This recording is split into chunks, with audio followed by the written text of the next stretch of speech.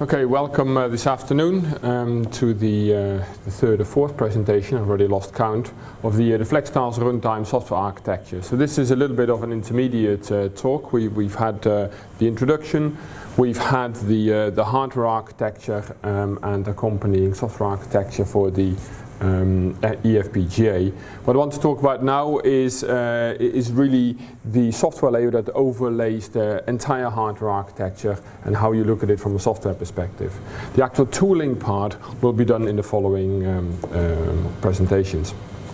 Now, as we've already seen, the entire system is actually multiple processors. It contains multiple DSPs, an embedded FPGA, all interconnected by a network on chip, and it has a number of embedded memories and also an off-chip DRAM. Now, what's interesting on this whole system is that you can actually have multiple applications running at the same time.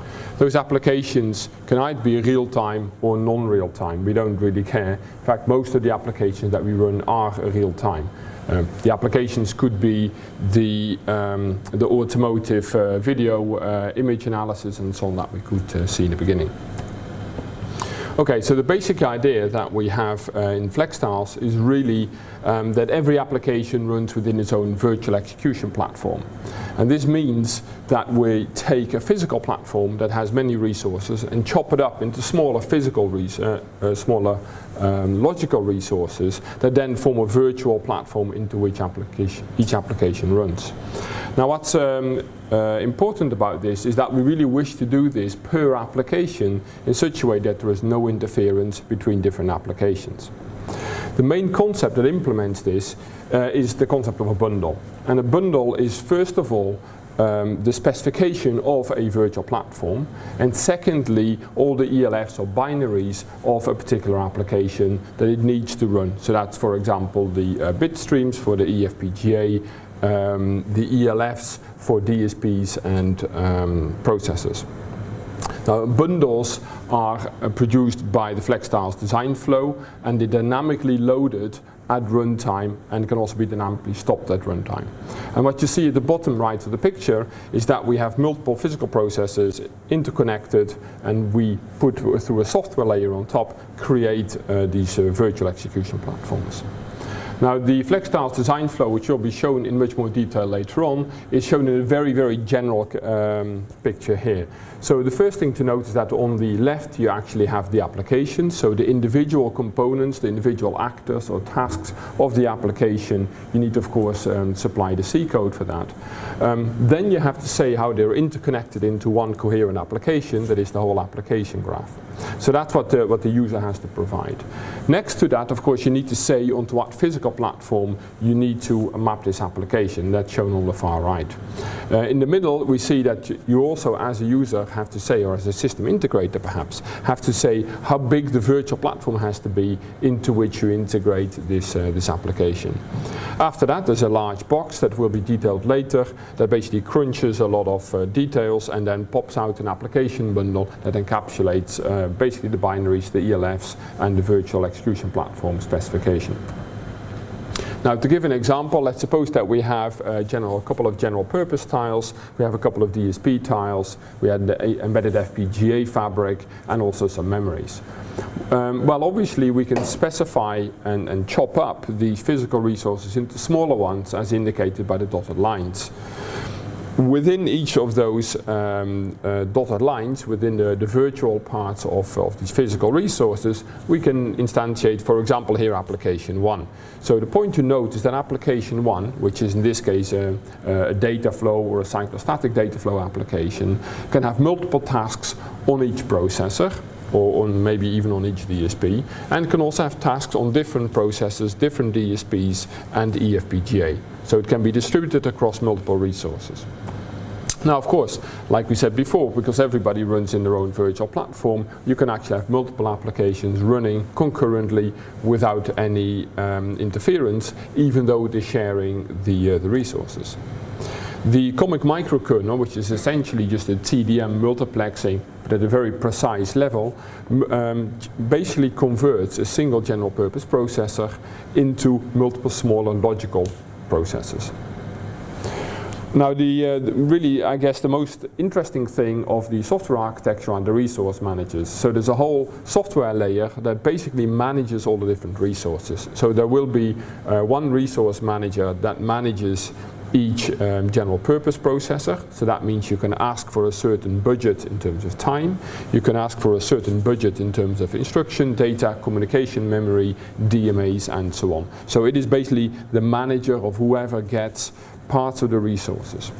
The same thing you get for a DSP.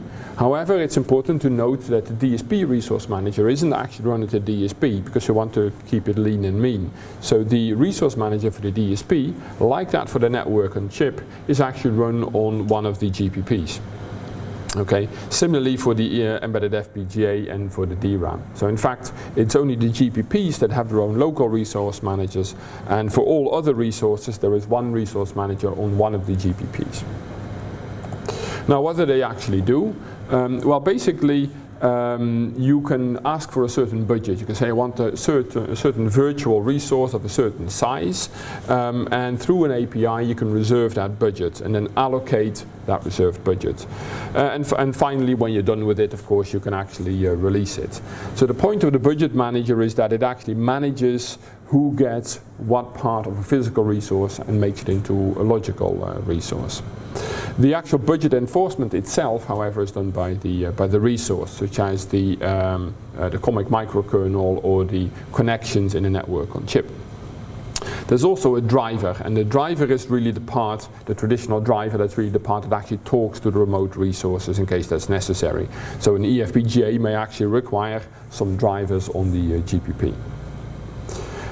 Then all of this is put together in an intelligent way by the virtualization layer. So the virtualization layer here is shown in blue, and really it consists of software that decides which virtual platforms to instantiate, when to instantiate them, when to unload them, and so on. Because it's a distributed job, because we have multiple processors and so on, the virtualization layer is actually split into a master, shown on the left, and multiple slaves on the right. So each GPP has a local virtualization layer slave, and one of them will have the master. All of the other resources are not programmable enough or very dedicated, and therefore they don't run any of the virtualization layer software.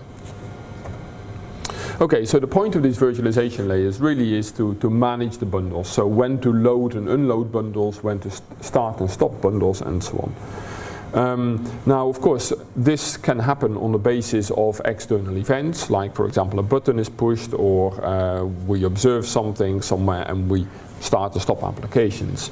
However, also applications themselves may actually have some internal knowledge and say, hey, I've seen that there are many cars on the road, therefore I need a larger virtual execution platform, and as a result it has to communicate with the virtualization layer.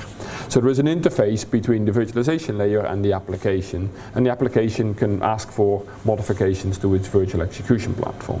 It can't do that itself, because that would make the entire system unsafe, because any application could screw up whatever nice bundle structure we've created.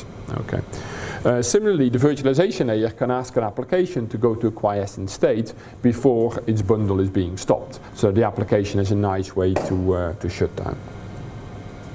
Well, so that pretty much gives an overview of the software layer, the actual embedded software layer. There is a huge alternative part of software that is actually the tool flow that we use at design time, and that will be shown in the demo in a moment. Thank you very much.